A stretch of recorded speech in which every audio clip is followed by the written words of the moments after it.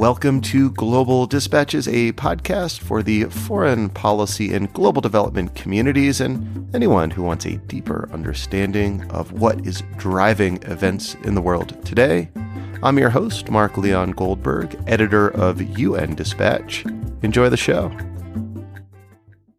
I caught up with my guest today, Michelle Milford Morse, on International Women's Day and as the war in Ukraine entered its second week. Michelle Milford Morse is the United Nations Foundation's Vice President for Girls and Women Strategy. I wanted to speak with her to both better understand gender dynamics in armed conflict more generally and how these dynamics are playing out today in Ukraine. Also, we spoke about a week before the Commission on the Status of Women, CSW, kicked off at United Nations headquarters in New York. Other than the opening of the UN General Assembly every September, the Commission on the Status of Women is the largest annual gathering at the UN, and I was keen to learn from Michelle Milford Morse what to expect from this meeting and how, if at all, the war in Ukraine will impact CSW this year. I always appreciate speaking with Michelle Milford Morse. We kick off discussing gender dynamics in conflict and Ukraine before transitioning to a conversation about CSW. As always, if you have questions for me, comments, or suggestions of people I should interview or topics I should cover, please do feel free to reach out to me on Twitter at Mark L. Goldberg or using the contact button on globaldispatches.org. And now here is my conversation with Michelle Milford Morse of the United Nations Foundation. Conflict is gendered. Men are largely expected to take up arms and defend their country or to be part of an invasion force. Women are largely expected to flee from conflict and to take children and the elderly and vulnerable with them. And both are very, very dangerous, but not in the same ways. For women, rates of domestic violence, early and forced child marriage, human trafficking, these things spike during times of conflict. Maternal mortality also rises. Just 2 years ago, the UN verified 2,500 cases of conflict-related sexual violence in 18 countries, committed mostly against girls and women. So flight comes with additional risks and trauma, too. There's an estimated, 1 in 5 female refugees living in humanitarian settings that have experienced sexual violence and its consequences, and along with that, trauma, stigma, poverty, and unwanted pregnancy too. And that's 1 in 5 female refugees. And consider that more than half of the planet's 80 million displaced people are women and children. So the dangers are overwhelming. And we know that because our UN colleagues are on the ground responding to this and collecting the data about it. What do we know specifically about maternal health in conflict? Well, what happens with maternal health is that regular health services are interrupted, which means that women can't seek both the kind of prenatal and labor and delivery care that you would expect to have not during a conflict. And let's just situate that in the larger conflict context. Maternal mortality is still a global problem all over the world. Childbirth is not the safe endeavor that we want it to be for far too many women. But conflict throws an additional set of challenges in the mix. And I'm sure you've all seen some of the photos and the videos and the headlines about women in Ukraine right now giving birth in subway stations. It is truly horrifying. Is there a link, a definitive, empirically proven link between political violence and domestic gender-based violence? There is. I am really glad to see that increasingly that link is being made. To be specific, sexism is strategic for the world's autocrats. The best way to torpedo democracy is to make sure that women are included in it, to make sure that pluralism doesn't thrive, to make sure that women are not at the negotiating table. These things are definitely linked, and it may seem like the broader point is not the point we need to be making now, that we are seeing these horrifying images and stories coming out of Ukraine, but I think it is the right time to make that point. And Mark, I'd be kind of delighted to talk a little bit about what we're seeing specifically in Ukraine and how it links to this broader context of women, peace, and security. Yeah, I mean that's where I was going. We are now, as I said, 2 weeks into the conflict in Ukraine. What are you seeing in terms of its impact on gender equality, and more broadly, how this conflict is uniquely impacting women? Well, it's interesting, because the quality, I think, and the amount of information coming out of Ukraine is different than what we've seen previously. We're seeing a range of both expected and unexpected gender roles. I mean, as I noted, you're seeing a video of women fleeing with children, but you're also seeing them at the front lines and sometimes with their partners. And then we've seen fathers taking their kids to safety and then going back to defend their country. This highlights, I think, a couple of things for me. First, our gender norms are not fixed. All this stuff about who takes care of children and who runs companies, we made all that up. We can knock it down. This stuff is not fixed. But second, it matters a lot who gets to make the decisions.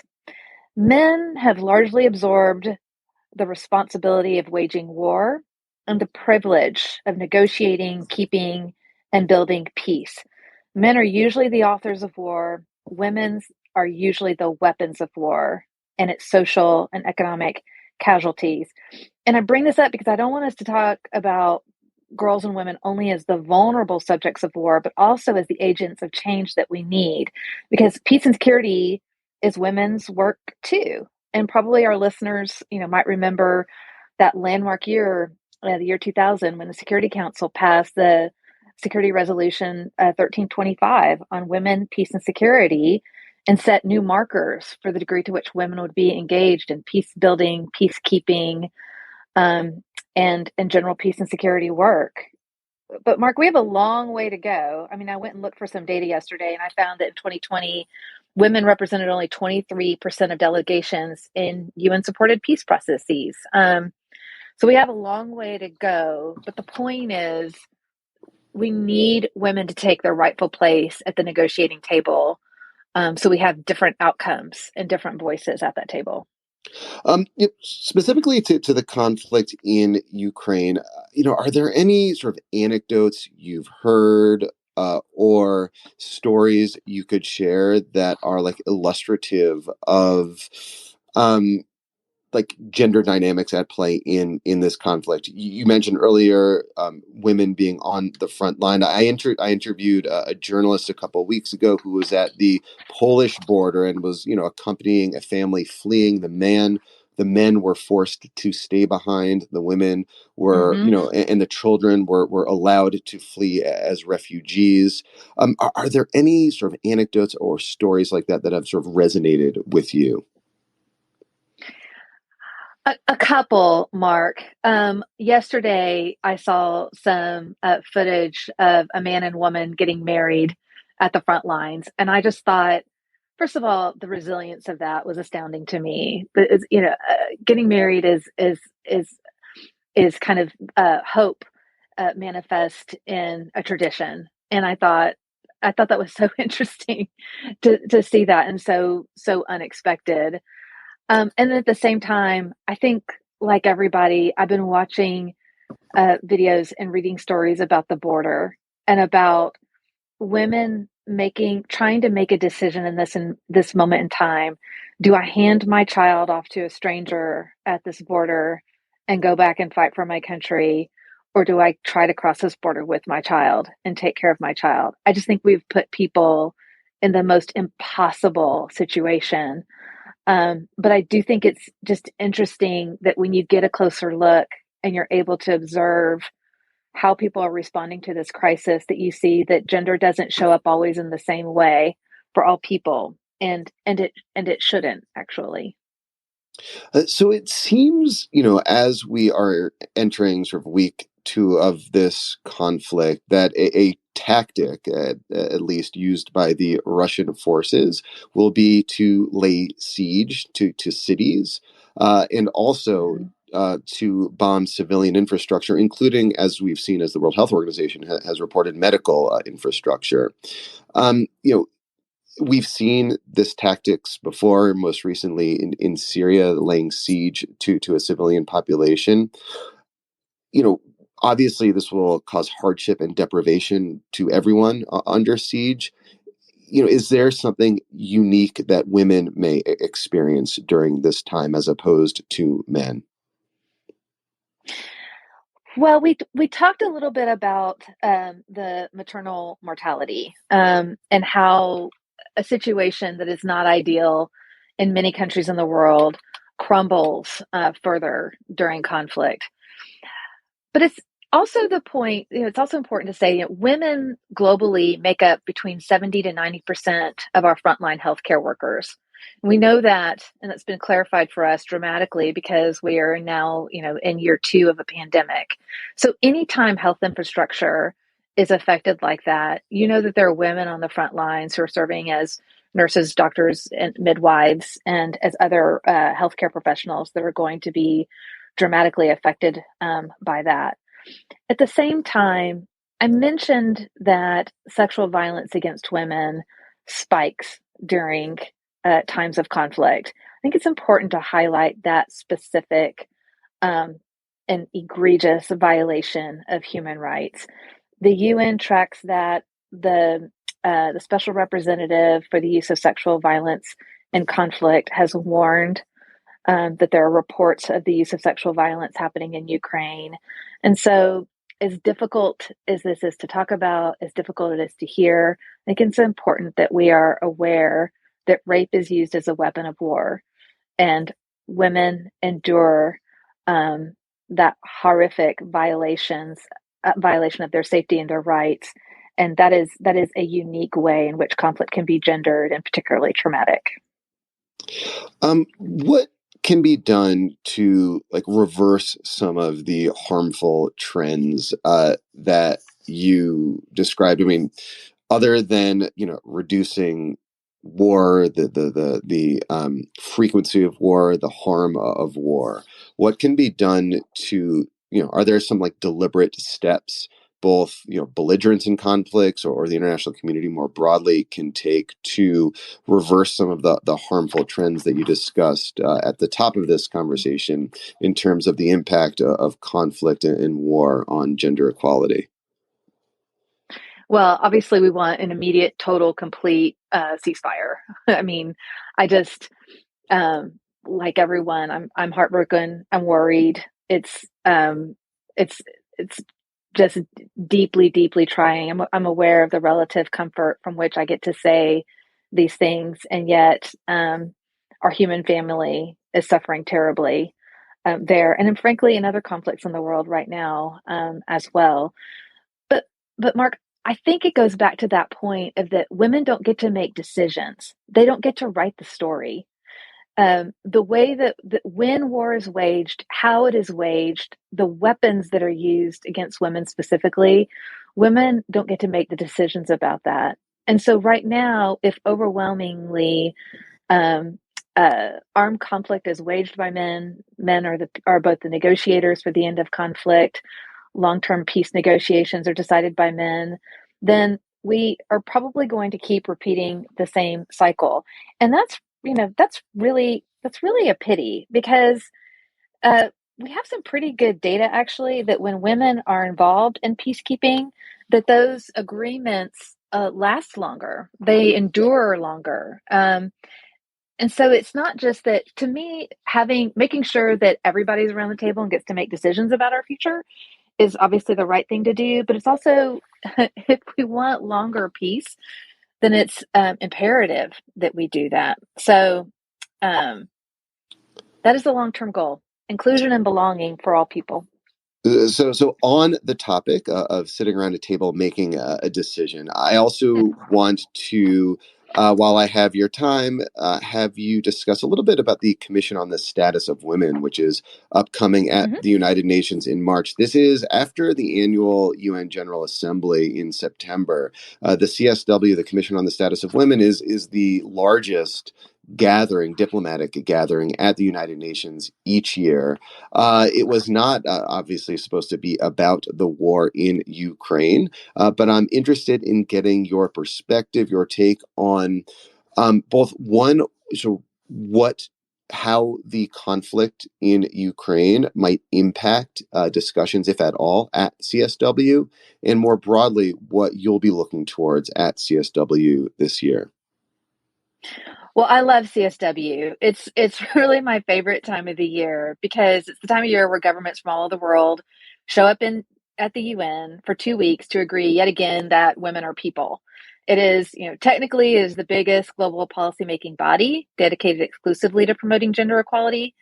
And UN Women is the secretariat of CSW. So my heroic colleagues over there are facing a fortnight of very little sleep. And this 2 weeks, this supports all aspects of the commission's work. And it's a really important moment for civil society engagement and for member state negotiation on issues related to gender equality. And in my career, it's also been vexed. I've seen CSW canceled because of blizzards, because of a pandemic. And this year it'll operate under the shadow of war, as you say. So this year, CSW is also going to take up a both critical, urgent, and complicated topic, the topic of climate justice and the role that girls and women need to play in adaptation and mitigation and responding to our planetary crisis. The specter of oil has obviously and rightly been raised in the articles and in discussion about the war in Ukraine, and that is because our reliance on oil is related to climate change, and our reliance on oil is related to conflict. And so it might be tempting to see these things as separate: gender equality, democracy, climate change, peace and security. But in fact, they are all related. And I expect all of those things to be surfaced, debated, and discussed, and at length for the 2 weeks of the CSW, Mark.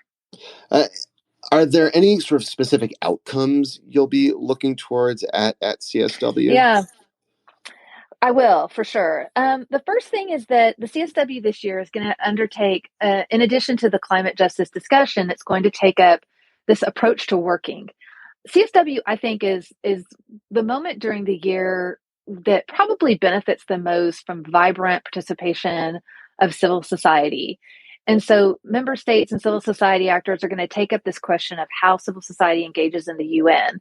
Now, that may sound super technical and even a little bit boring, but I'm here to tell you, deciding who gets to be in the room, who gets to be part of the negotiations, it's critical.